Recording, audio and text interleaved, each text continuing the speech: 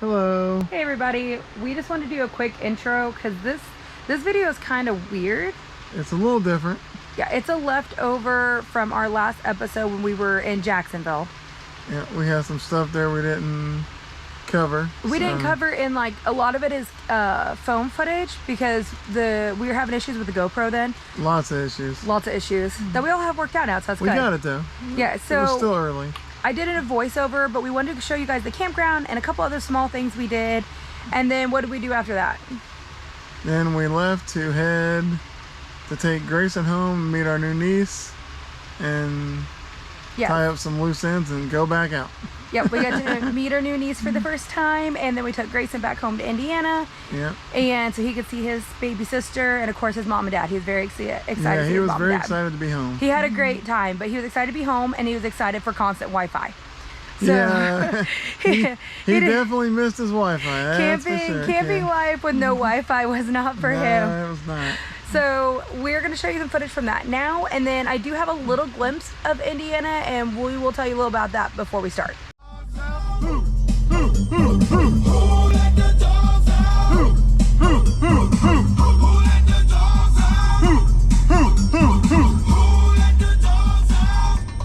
He's there too, see? Welcome to Hanna Park in Jacksonville, Florida. This place is so neat. You're going to love it. It's got 5 playgrounds. The kids love them. As you drive through, look how beautiful it is. And the neat thing about it is each campsite is so secluded. Like, you don't feel like you have any neighbors. You feel like you're out there in the wild all by yourself. It was really, really neat. The campsites were beautiful. And some of them are a little tight, but most of them are pretty good size. Tons of hiking trails because this is actually a city park. Right here is one of the swings. It's like a parent and kid swing. It was so cool. They also had a zip line, which the kids loved. Grayson was a little nervous at first, but he did get on and he loved it.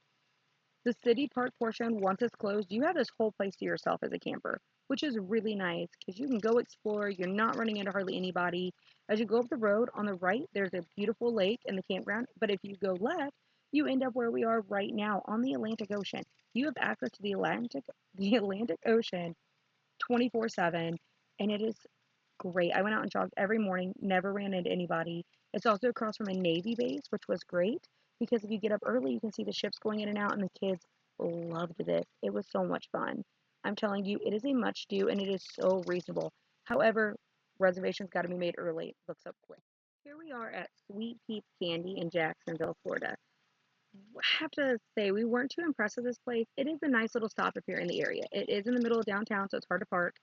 They had a chocolate area. They had a little restaurant with the ice cream parlor. They had every candy you could think of. They even had the neatest thing was like a little retro candy section from all the decades. That was really cool. But the staff was not very friendly, and the candy was extremely overpriced. Yes, we know it's a candy store, but it was pretty ridiculous. However, the kids found some candy they liked. They each got a little bag, and we did stop and get ice cream and sodas at the shop. So we had a really great time. So one of the reasons we did find this place and wanted to go is they do have a look over where you can see how they make the chocolate and how they make the candies, and it tells you all about it. So this is one of the many things we use for unschooling. Just like coming up now, this is Fort Clinton State Park, and it was another unschool day. So if you don't know what unschooling is, stay tuned. We're going to do a video about our difference between road schooling and unschooling and how we put them both together.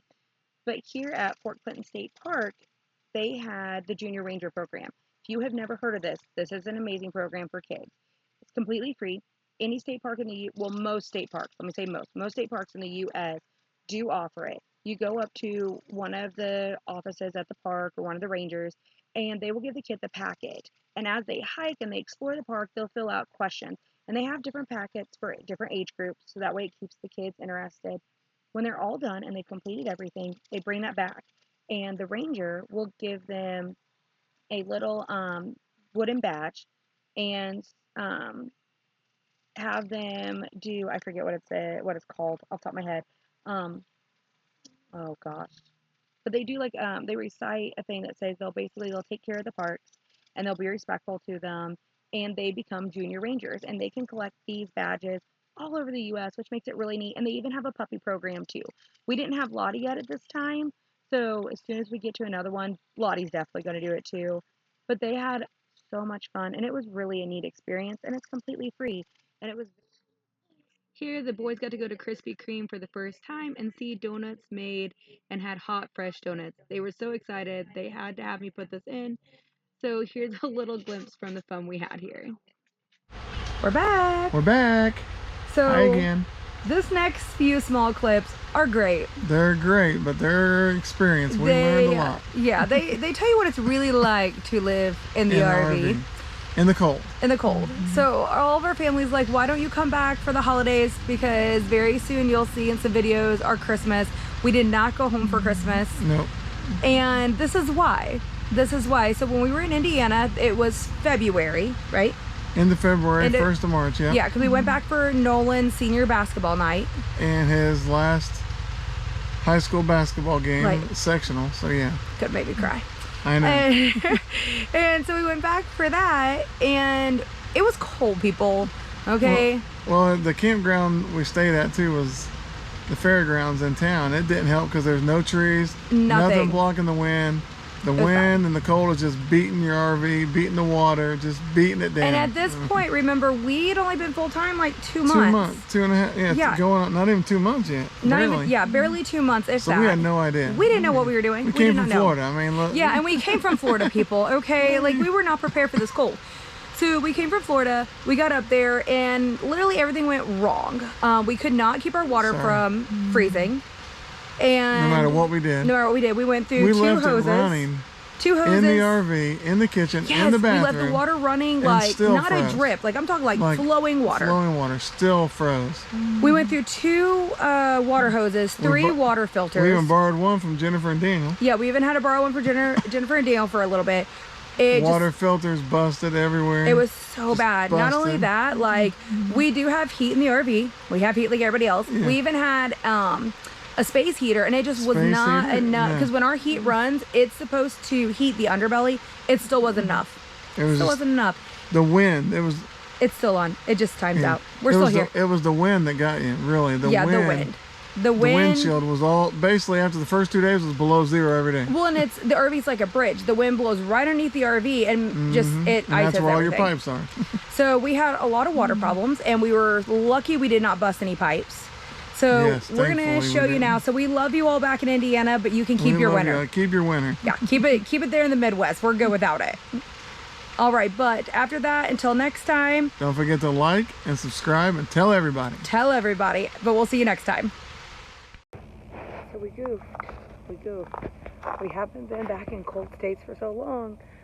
We forgot about it freezing, and we should have known. So check this out. So, you hear that? That is, I mean, I can't even bend it. Frozen solid. And then this wonderful masterpiece that looks like Elsa created it. So, what do? We get out the trusty Daffy Duck hairdryer. Let's see if it works.